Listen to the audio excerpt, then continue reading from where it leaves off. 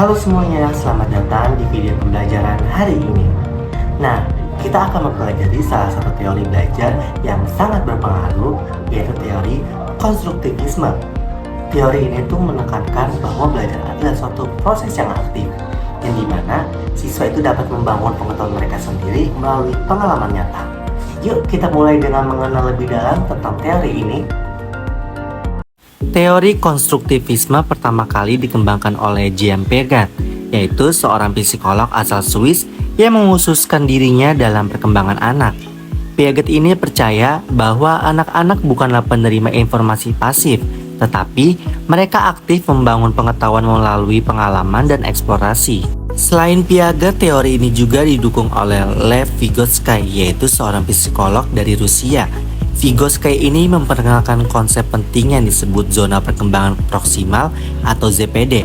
Konsep ini menunjukkan bahwa pembelajaran terbaik terjadi dalam zona di mana siswa membutuhkan sedikit bimbingan untuk mencapai potensi penuh mereka. Berikut terdapat prinsip dasar dari teori konstruktivisme. Yang pertama, belajar sebagai proses aktif. Dalam konstruktivisme, siswa adalah peserta aktif dalam proses belajar, bukan sekedar penerima informasi dari guru. Mereka juga dapat menggali, mengeksplorasi, dan memecahkan masalah sendiri. Kedua, pentingnya pengalaman nyata. Pembelajaran menjadi lebih bermakna jika terkait dengan konteks nyata. Sebagai contoh, seperti belajar matematika dengan menghitung jarak atau volume benda di sekitar siswa lebih efektif daripada sekedar menghitung angka abstrak. Ketiga, peran interaksi sosial. Interaksi dengan teman sebaya dan guru dapat membantu siswa memahami konsep secara lebih baik. Diskusi, kolaborasi, dan debat adalah elemen penting dalam pembelajaran konstruktivis. Keempat, scaffolding atau pendampingan bertahap. Guru memberikan bimbingan sementara, tetapi semakin lama siswa diajak untuk menjadi mandiri, bimbingan ini menciptakan ruang bagi siswa untuk belajar dan berkembang di dalam zona perkembangan proksimal.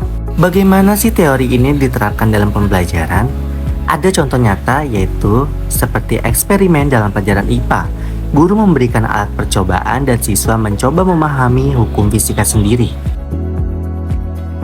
Dalam pelajaran sejarah, guru meminta siswa memerankan tokoh-tokoh penting dalam peristiwa sejarah, seperti debat antara perjuangan kemerdekaan. Aktivitas ini membuat mereka belajar secara aktif, memproses informasi, dan memahami berbagai perspektif.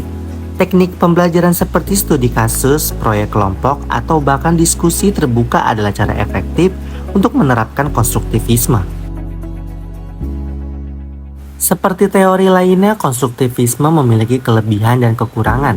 Kelebihannya yang pertama, pembelajaran lebih menarik dan relevan karena berbasis pengalaman nyata. Kedua, siswa didorong untuk berpikir kritis dan menjadi pembelajar mandiri. Ketiga, proses belajar mengembangkan keterampilan kolaborasi yang sangat penting di era modern. Namun kekurangannya yang pertama, proses ini membutuhkan waktu lebih lama dibandingkan metode tradisional. Karena siswa perlu waktu untuk mengeksplorasi dan membangun pemahaman mereka sendiri. Kedua, guru harus memiliki keterampilan yang baik dalam memfasilitasi diskusi dan mendukung siswa tanpa terlalu banyak campur tangan. Ketiga, tidak semua siswa nyaman dengan pendekatan aktif, terutama yang lebih suka belajar secara individual. Kesimpulannya, teori konstruktivisme menawarkan cara yang menarik dan efektif untuk mendukung pembelajaran siswa.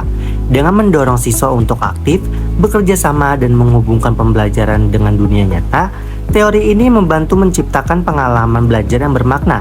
Sebagai refleksi, konstruktivisme memberikan pesan penting, yaitu pembelajaran bukan hanya tentang mengingat, tetapi tentang memahami. Mungkin itu saja penjelasan video dari saya. Jadi, mari kita terapkan teori ini untuk menciptakan pembelajaran yang lebih baik bagi generasi masa depan. Terima kasih telah menonton dan sampai jumpa di video berikutnya.